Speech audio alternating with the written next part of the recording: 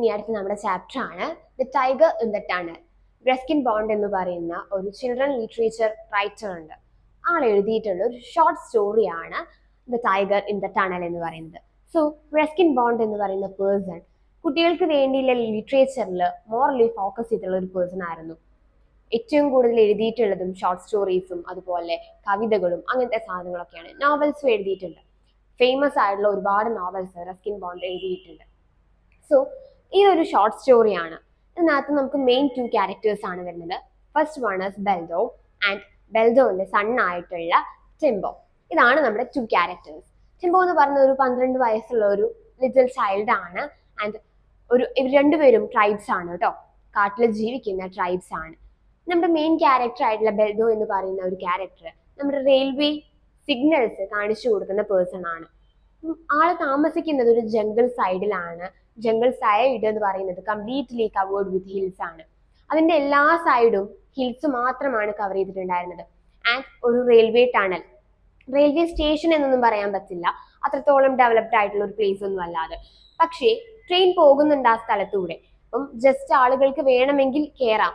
ആ ഒരു ജസ്റ്റ് ഒന്നിങ്ങനെ സ്പീഡ് കുറച്ച രീതിയിൽ പോകുന്ന ഒരു പ്ലേസ് ആണ്.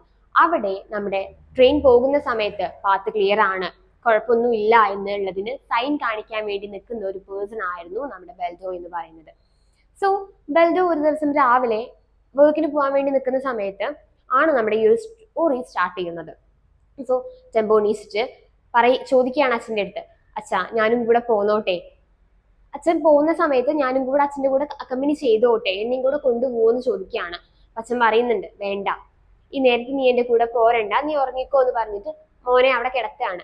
സോ അതൊരു ഹട്ടാണ് കേട്ടോ, വീട് ഒന്നും നമുക്ക് പറയാൻ പറ്റില്ല. ഒരു കുഞ്ഞി ഹട്ടിലാണ് ഇവർ താമസിക്കുന്നത്. ജംഗിളിന്റെ ഏറ്റവും സെന്ററിലുള്ള ഒരു ഹട്ടിലാണ് ഇവർ താമസിക്കുന്നത്. അപ്പം അച്ഛൻ ഈ ഒരു തണുപ്പത്ത്, നല്ല തണുപ്പുള്ള സമയമാണ്, രാവിലെ എണീറ്റ് പോവാൻ നിൽക്കുകയാണ്.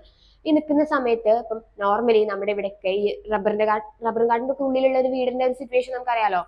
നമ്മുടെ ഉഡ്പെക്കർ, അതുപോലെ തന്നെ നമ്മുടെ ചീവീട് എന്നൊക്കെ പറയുന്ന സാധനങ്ങൾ അല്ലാണ്ട് സൗണ്ട് ഉണ്ടാക്കൂലേ രാത്രിയാകുമ്പം. അതേപോലെ ഇവിടെയും ഒരുപാട് വോയിസസ് കേൾക്കാൻ പറ്റുന്നുണ്ട് നമുക്ക്. രാത്രിയാണ്, നല്ല ഇരുട്ടാണ്, നല്ല തണുപ്പുള്ള സമയമാണ്. സോ ഒരുപാട് വോയിസസ് കേൾക്കാൻ പറ്റുന്നുണ്ട് ആ ഒരു കാട്ടിന്റെ അകത്ത് നിന്ന്. ഇപ്പം ചീവീടിന്റെ ആയിരിക്കാം, അല്ലെങ്കിൽ ഉഡ്പെക്കേഴ്സിന്റെ ആയിരിക്കാം, അങ്ങനെ ഒരുപാട് മൃഗങ്ങളുടെ സൗണ്ട് ഒക്കെ കേൾക്കാൻ പറ്റുന്നുണ്ട്. ഇപ്പം അവിടെയുള്ള ആളുകൾ പറയാറുണ്ട് കുറേ സ്റ്റോറീസ്, കാടാണ്, സ്റ്റോറീസ് ഉണ്ടാവാനൊന്നും കുറേ ബുദ്ധിമുട്ടൊന്നുമില്ല.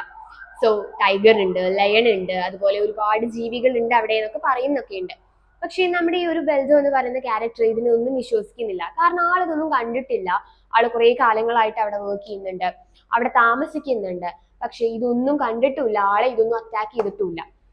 സോ ആള് വർക്കിന് പോവാണ്. ലാമ്പ് എടുത്തിട്ടുണ്ട്, ലാമ്പില് ഓയിൽ ഒഴിച്ച് അത് കത്തിച്ച് പോവാണ്. പോകുന്ന സമയത്തും ആള് വലിയ പേടിയൊന്നും ഇല്ലാതെ ആളൊറ്റയ്ക്ക് പോവാണ്. പോയിട്ട് നമ്മുടെ ടണലിന്റെ അടുത്ത് എത്തുകയാണ്. എത്തുന്ന സമയത്താണ് ആള് നോക്കുന്നത് ട്രെയിൻ കുറച്ച് ലേറ്റ് ആണ്, ട്രെയിൻ എത്തിയിട്ടില്ല.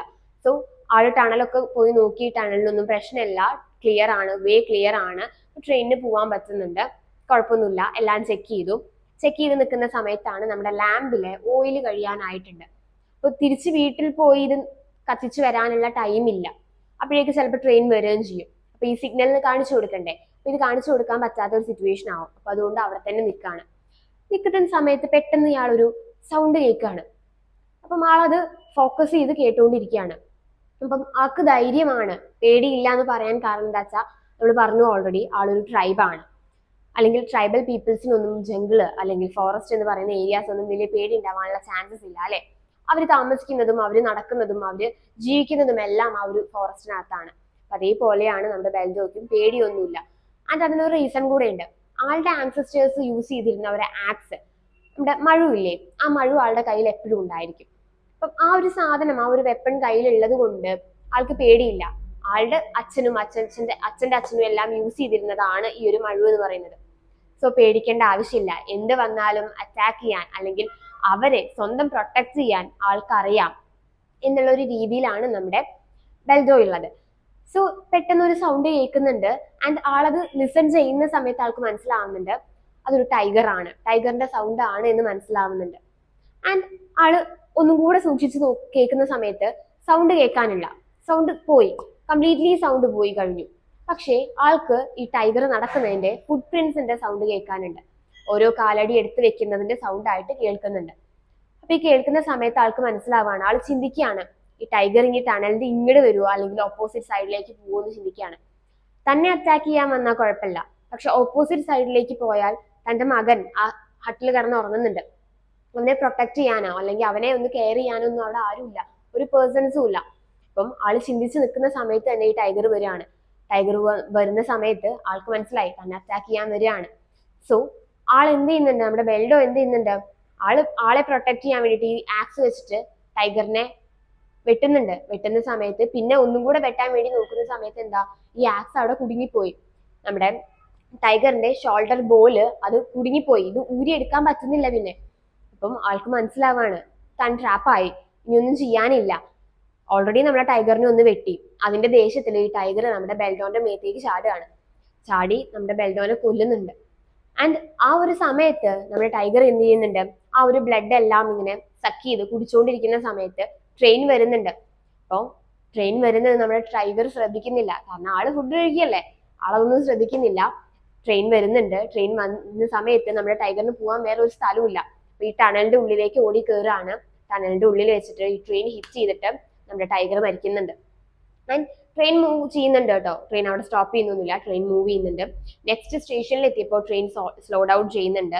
അതിൽ നമ്മുടെ എഞ്ചിന് വാട്ടർ ഒഴിക്കാൻ വേണ്ടിയിട്ട് സ്ലോ ഡൗൺ ചെയ്യുന്നുണ്ട്. ആ ചെയ്യുന്ന സമയത്താണ് നമ്മുടെ എഞ്ചിൻ ഡ്രൈവർ കാണുന്നത് അതിന് കുറേ ബ്ലഡ് ഉണ്ട്, അതുപോലെ ടൈഗറിന്റെ കുറച്ച് പാർട്സ് ഒക്കെ അവിടെ ഇവിടെ ഉണ്ട്. അപ്പൊ ഡ്രൈവർക്ക് മനസ്സിലാവുന്നുണ്ട് എന്തോ നടന്നിട്ടുണ്ട് എന്നുള്ള കാര്യം മനസ്സിലാവുകയാണ്. നമ്മുടെ ബെൽഡോ മരിച്ചു, നമ്മുടെ മെയിൻ ക്യാരക്ടർ ബെൽഡോ മരിച്ചു, ടൈഗറും മരിച്ചു. ഇനിയുള്ളത് എന്താ, ആ റെസ്പോൺസിബിലിറ്റീസ്, ആ ഫാമിലി നോക്കേണ്ടത്, അല്ലെങ്കിൽ ആ ഫാമിലിയിലെ ഒരു ഹൈറാർക്കി പ്രകാരം ആ ഫാമിലി നോക്കേണ്ട ഒരു പേഴ്സൺ ആണ് മരിച്ചത്. ആ ഒരു അമ്മയ്ക്കും അല്ലെങ്കിൽ സിസ്റ്ററിക്കും നമ്മുടെ ബെൽഡോന്റെ സണ്ണിനും ഇനി ആരുമില്ല, അവരെ നോക്കാനോ അവരുടെ കാര്യങ്ങൾ ചെയ്യാനോ ഇനി ഒരു പേഴ്സണും ഇല്ല. അപ്പം നമ്മുടെ ബെൽഡോ മരിച്ചതിന്റെ ആ ഒരു സിറ്റുവേഷനിൽ നിന്ന് അവർ റിമൂവ് ആവാൻ, റിക്കവർ ആവാൻ 2 days എടുക്കുന്നുണ്ടെന്നാ പറയുന്നത്. ആൻഡ് ആ റെസ്പോൺസിബിലിറ്റീസ് എല്ലാം നമ്മുടെ മകന്റെ ഷോൾഡറിലേക്ക് പോവാണ്. മകനാണ് ഇനി ആ ഒരു വീട് നോക്കേണ്ടത്, അല്ലെങ്കിൽ അവനാണ് ഇനി സ്വന്തം സിസ്റ്ററേയും മദറേയും കെയർ ചെയ്യേണ്ടത്, പ്രൊട്ടക്ട് ചെയ്യേണ്ടത് എന്നുള്ള ഒരു സിറ്റുവേഷനിലേക്ക് വരികയാണ്.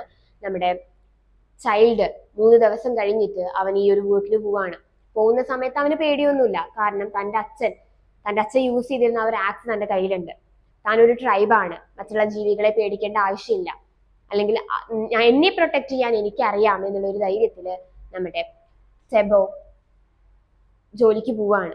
അവിടെ നമ്മുടെ സ്റ്റോറി തീരാണ്. ഒരു ഷോർട്ട് സ്റ്റോറിയാണ്, നമുക്ക് ഏറ്റവും കൂടുതൽ കറേജ് കിട്ടുന്ന അല്ലെങ്കിൽ ഒരു ഇൻസ്പയറിംഗ് ആയിട്ടുള്ള ഒരു സ്റ്റോറിയാണ്.